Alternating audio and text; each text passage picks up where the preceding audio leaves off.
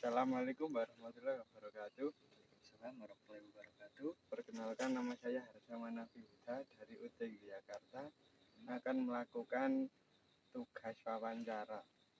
Saya di sini akan memberikan beberapa pertanyaan, dan sebelumnya Masnya bisa memperkenalkan diri dahulu.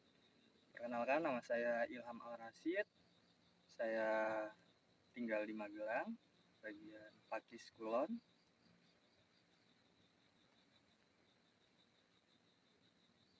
Baik, lalu saya akan memberikan beberapa pertanyaan kepada Mas. Selama menjalankan usaha tani cabai ini berapa lama, Mas? 2 tahun menjalankan usaha tani. Lalu luas lahan yang dikelola? Untuk luas lahannya kurang lebih 1000 meter persegi. Lalu berapa rata-rata hasil panen cabai setiap kali panen atau dalam satu musim tanam? Kurang lebih 1 ton. Lalu apa kendala utama yang sering dihadapi dalam usaha tani cabai ini, Mas? Kendala penyakit dalam tanaman ada virus Gemini, biasanya ada antraknosa dan trips atau aphids dan lain-lainnya. Lalu setelah panen, pada siapa cabai biasanya dijual? Biasanya kita menjual cabai itu ke pengepul atau mitra. Bagaimana alur pemasaran cabai hingga sampai ke konsumen akhir? Biasanya kita setelah panen ini membawa hasil panen ke mitra. Lalu siapa yang biasanya menentukan harga jual cabai? Biasanya dari mitra atau koperasi cabai di daerah masing-masing. Lalu apakah harga cabai sering berubah? Faktor apa yang paling mempengaruhi perubahan tersebut?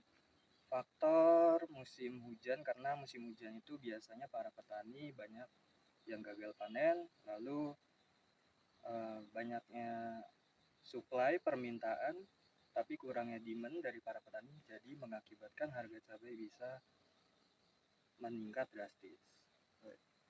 Lalu bagaimana sistem pembayaran yang digunakan oleh pembeli, melalui tunai, transfer, atau tempo? Kalau tempo atau tunai biasanya itu tergantung dari koperasi. Biasanya kita para petani membawa hasil panen ke koperasi, ada yang ditabung terlebih dahulu, ada yang langsung ditransfer, ada yang langsung dibayar tunai juga. Lalu apakah memiliki kerjasama atau pelanggan tetap dalam menjual cabai? Kalau untuk pelanggan tetap ya tidak ada, karena kita melalui koperasi menjual. Lalu apakah harga yang diterima petani sudah sesuai dengan harga pasar dan mengapa?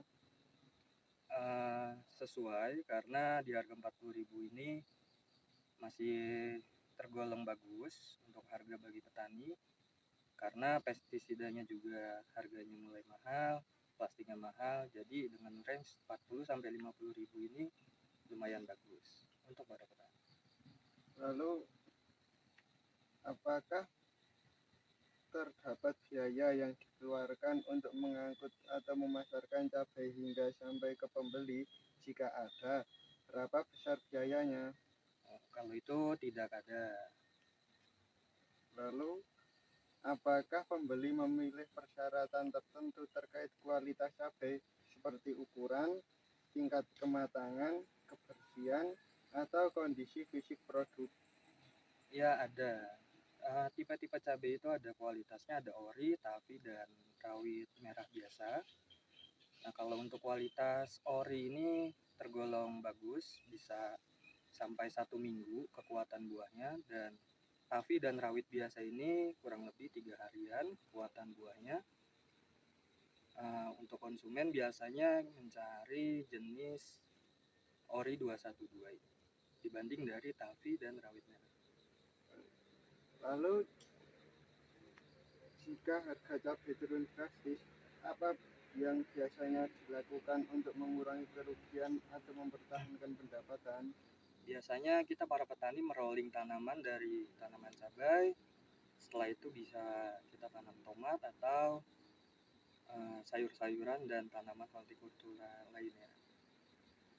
Terima kasih Mas atas waktunya di sore hari ini. Semoga bisa bermanfaat bagi semuanya.